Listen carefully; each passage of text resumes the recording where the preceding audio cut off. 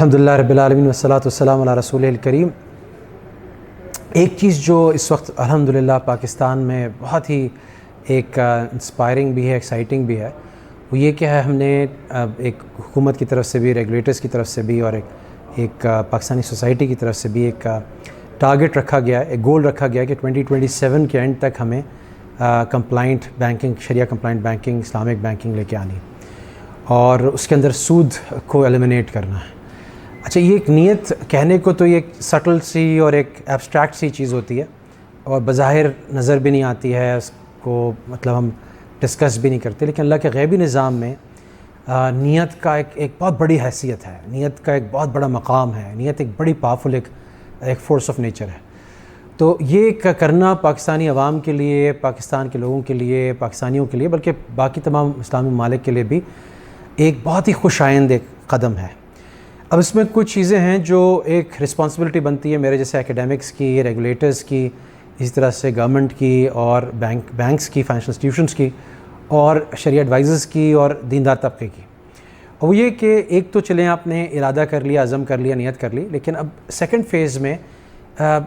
چیزیں وہی ہوتی ہیں چینج مینجمنٹ کے اندر، جس کے اندر جو ٹیم ہے، جو لوگ ہیں، متعلقہ لوگ ہیں، وہ سارے اپنے ایک اسٹرانگ مائنڈ سیٹ کے ساتھ اس کو اپروچ کریں، اور اس کے اندر جو آبسٹیکلز آئیں گے، جو کنسٹرینٹس آئیں گے، جو بھی ریزسٹنس آئے گی، اس کو مینیج کرنے کے لیے، اس کو میٹیگیٹ کرنے کے لیے، اس کو اوور کم کرنے کے لیے تیار ہوں۔ تو آئی تھنک اس میں ایک رول بنتا ہے بڑا اسٹرانگ، جو ایک ریلیجس مائنڈڈ گروپ کا بنتا ہے، جو پاکستان میں جانتے ہیں کہ سود کتنا بڑا ایک قرض ہے، ایک ربا جو ہے وہ کتنی بڑی ایک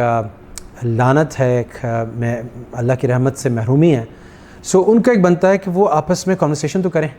کہ کس طرح سے یہ نظام تبدیل کیا جا سکتا ہے، خاص پر وہ لوگ جو بینکنگ پروفیشنلز ہیں، اور شریعہ ایڈوائزرز ہیں، اور اسی طرح سے آپ کے جو اکیڈیمکس ہیں، یہ وہ طبقے ہیں جن کو مل کے سوچنا پڑے گا کہ کہاں کہاں رکاوٹیں آ رہی ہیں، ایک لانگ ٹرم پلان بنانا پڑے گا۔ ابھی بھی we have like 4 years more on our side کہ ہم اس کو کنورٹ کر سکتے ہیں، لیکن اگر ہم اس کو پراپر لابینگ کریں، پراپر اس کو بارے میں اس کا ایک پلان لے آؤٹ کریں کہ ایک اسلامک اکانومی کے اندر فسکل پالیسی کیسے ہوگی، مانیٹری پالیسی کیسے ہوگی، بینکنگ پالیسیز کیسے ہوں گی، ڈیفالٹ ریشو کیسے مینیج ہوگا، مضاربہ کیسے ہوگا، مشارکہ کیسے ہوگا، بہت ساری چیزیں سوچنے والی ہیں۔ اور پھر یہ کہ جو ہارڈ نٹس ٹو کریک ہیں، میرا مطلب وہ کنونشنل بینکرز یا کنونشنل پالیسی میکر ہیں جو اسلامک بینکنگ پہ بلیف نہیں رکھتے یا اس پہ کنوکشن نہیں ان کی، سو ان کو کنونس کیا جائے، ان کو دکھایا جائے کہ آلٹرنیٹیوز کیسے ورک آؤٹ ہوتے ہیں، اور قرآن کی لائٹ میں، حدیث کی لائٹ میں، سنہ کی لائٹ میں، اور ایسے مضبوط آلٹرنیٹیوز نکالے جائیں جن کی سوسائٹی کے اندر واضح طور پہ ایک نظر بھی آئے کہ ریڈسٹریبیوشن پہ امپیکٹ ہو رہا ہے، سرکولیشن آف ویلتھ پہ امپیکٹ ہو رہا ہے، اور ایک اس کا ایک اسلامک اکانومی کے لیے صرف اسلامک بینکنگ یا فائنانس صرف اسلامک نہیں ہو رہی، بلکہ اس کی لارجر اکانومی پہ بھی اس کا امپیکٹ پڑ رہا ہے۔ تو یہ ساری چیزیں کرنے کے لیے ایک بہت بڑا رول جو ہے وہ تعلیمی اداروں کا ہے کہ اس پہ ریسرچ کریں، اس کو ڈسیمینیٹ کریں اپنے ڈفرینٹ پروگرامز کے ذریعے سے۔ پھر اس میں بہت بڑا رول مدارس کا اور اسکالرس کا ہے کہ وہ اس چیز کو سیریسلی لے کے انڈرسٹینڈ کریں کہ کرنٹ پرابلمس کیا ہیں، اس کو اوور کم کیسے کیا جا سکتا ہے۔